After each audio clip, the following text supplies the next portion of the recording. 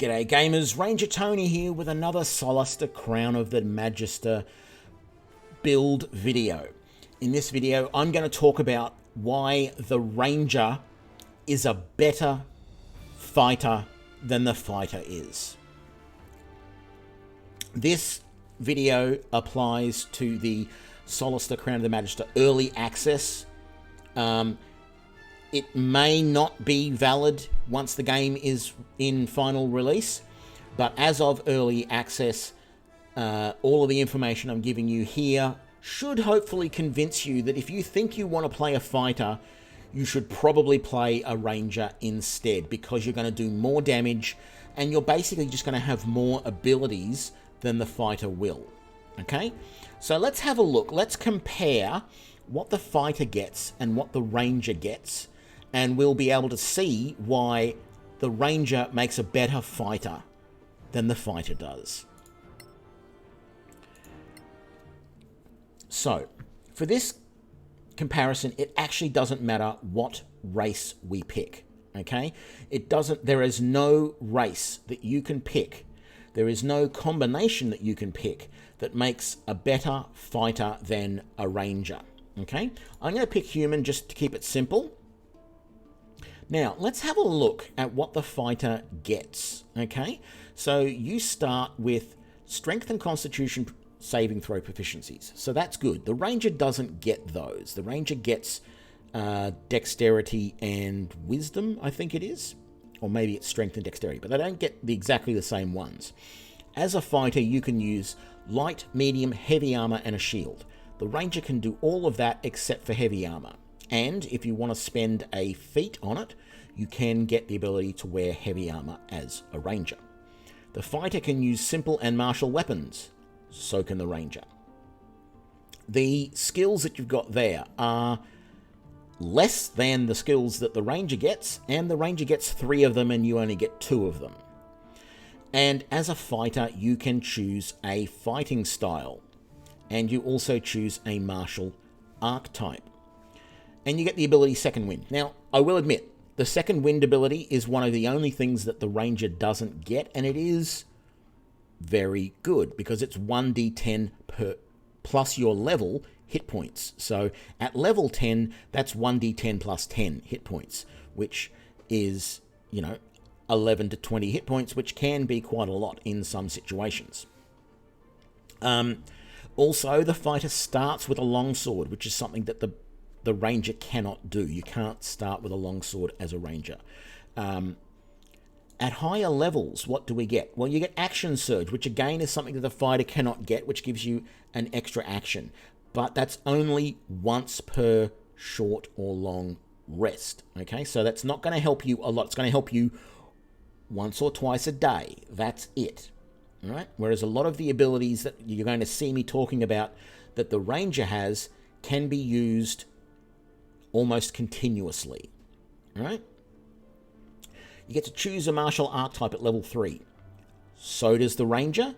And in fact, the Ranger gets all of the same martial archetypes as the fighter, bar 2. There's only 2 you cannot get, and neither of them make the fighter any better than the Ranger. Okay, we'll explain those in a minute. At level 4, you get ability scores. Yep. At level 5, you get an extra attack. So does the Ranger. At level 6, you get ability scores. And at level 8, you get ability scores. The only difference here is, I believe, your extra ability scores at level 6, the Ranger doesn't get. He only gets 1 more at level. He gets 1 at 4 and 1 at 8, I believe. So that is a minor thing. It's either 1 extra feat or extra ability points. Not a huge thing. Not enough to make the fighter a better fighter than the Ranger is. Okay, so let's move on. I'm going to pick any background. I normally pick sellsword, so I'm just going to do that, and we'll quickly go lawful good, authority, kindness, authority, kindness. None of that affects this comparison at all. These roles don't affect anything at all, but I'm going to basically just bring all of these down like that and move on. So, the fighting styles. you actually get to choose... Oh, no, you don't, sorry. I was going to say you get to choose 2 fighting styles, but you don't. I'm thinking of Baldur's Gate 3. You get to choose a fighting style. Now, rangers can also get archery, rangers can get defense, rangers can get dueling, and rangers can get 2-weapon fighting. The only ones that a ranger can't get are great weapon and protection. Protection allows you to use a reaction to protect an opponent if you are using a shield, and you're only protecting the opponent by imposing disadvantage on their attacker.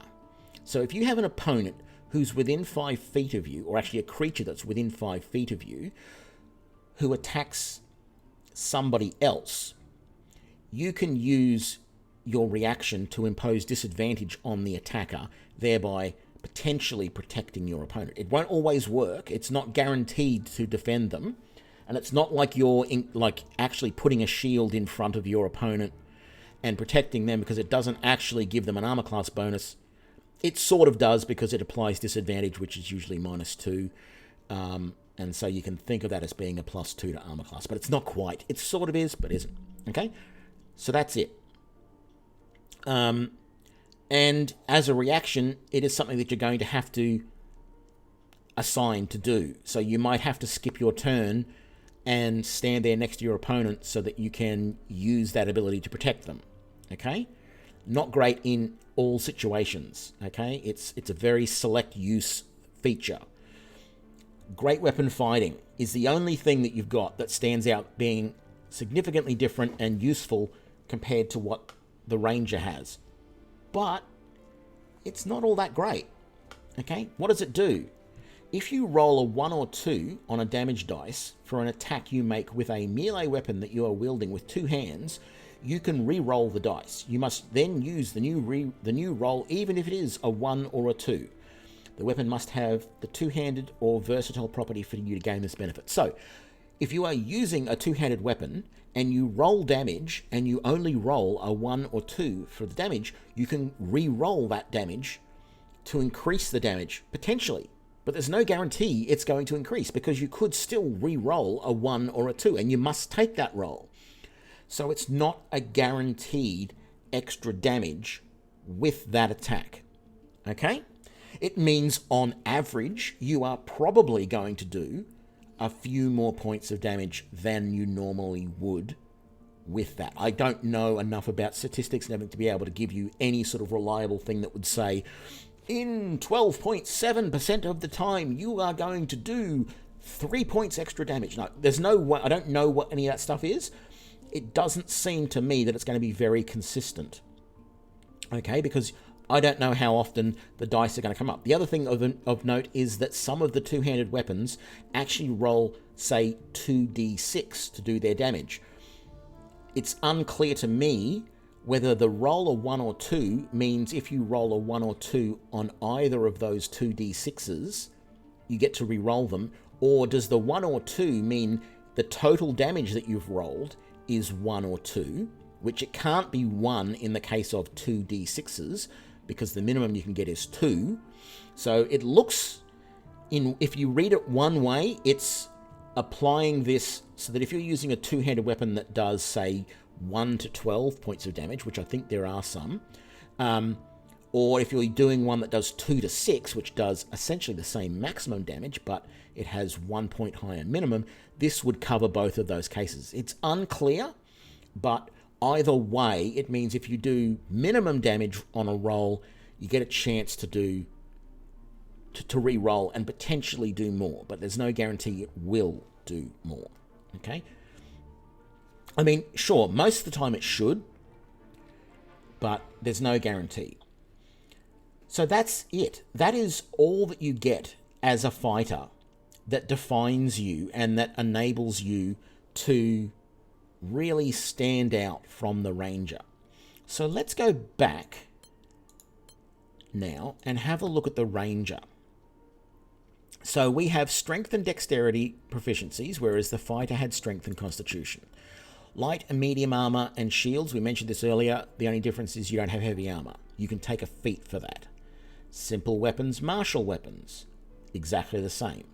3 skills from animal handling, athletics, insight, investigation, nature, perception, survival, and stealth more than the fighter. So you're more versatile than the fighter, but we're talking here more damage-wise. Your ability to hit and your ability to damage your opponent, right? We now have a favorite enemy. When you pick that favorite enemy, you're going to do additional damage to that enemy, right? So that is important. That is one situation where you can do more damage than a fighter consistently, because you'll be able to do more damage against that favorite enemy. Okay?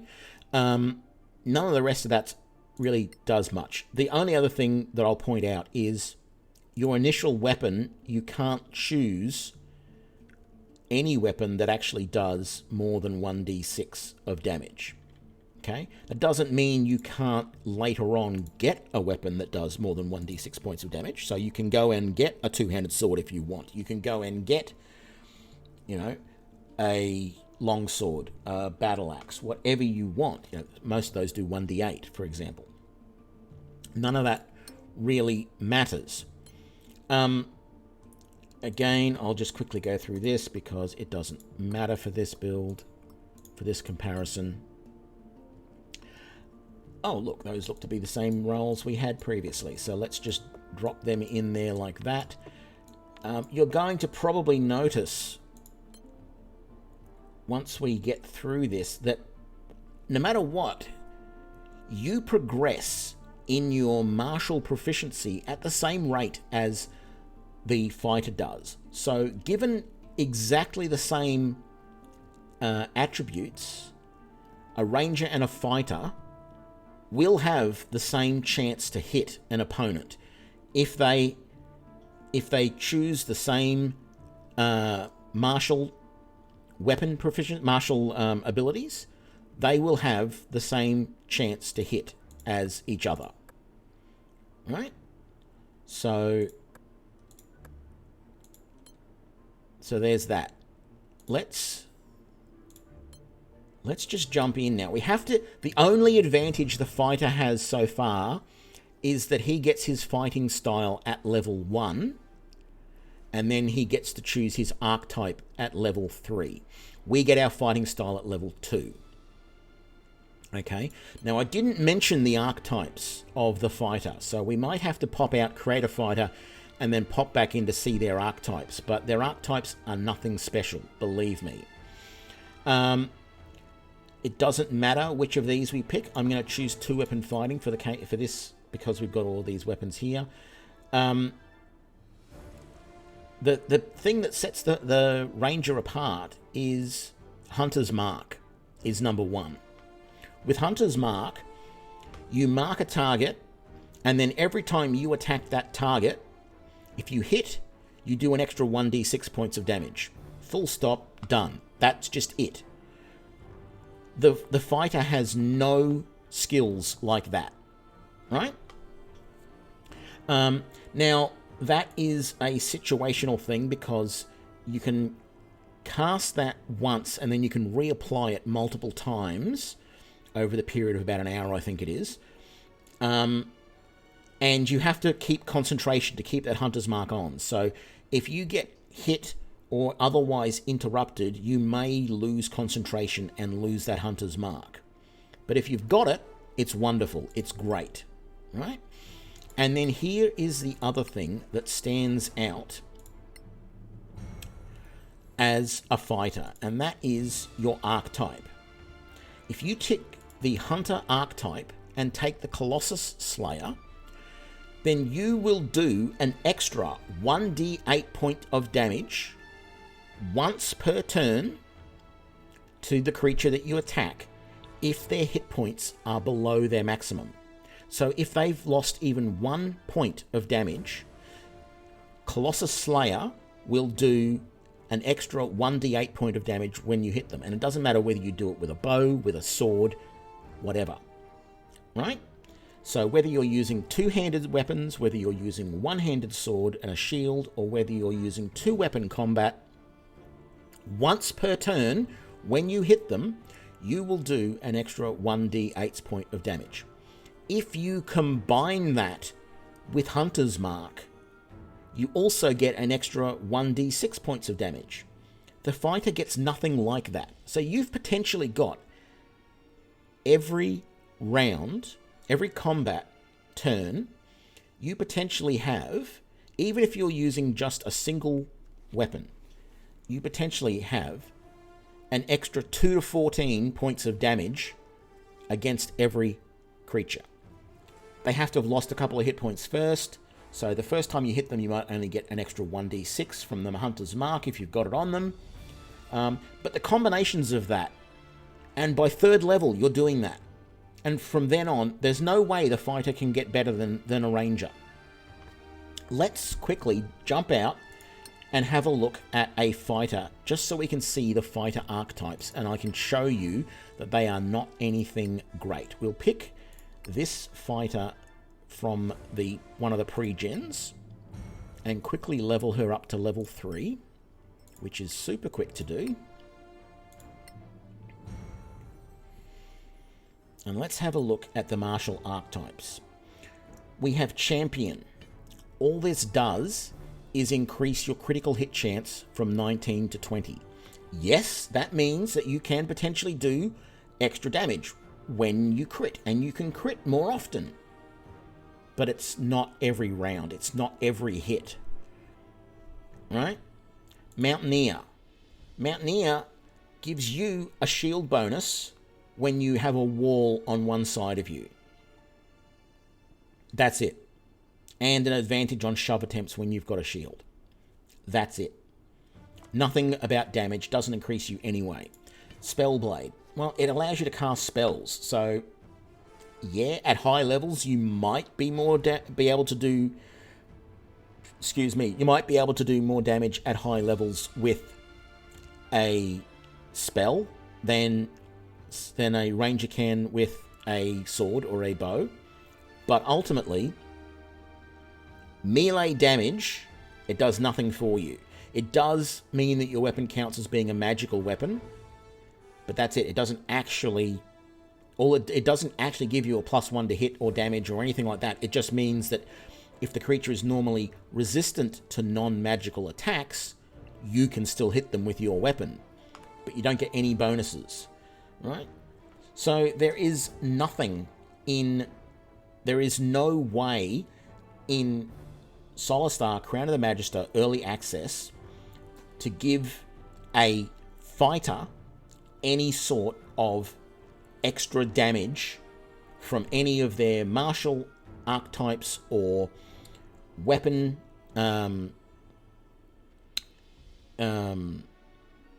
proficiencies or anything like that.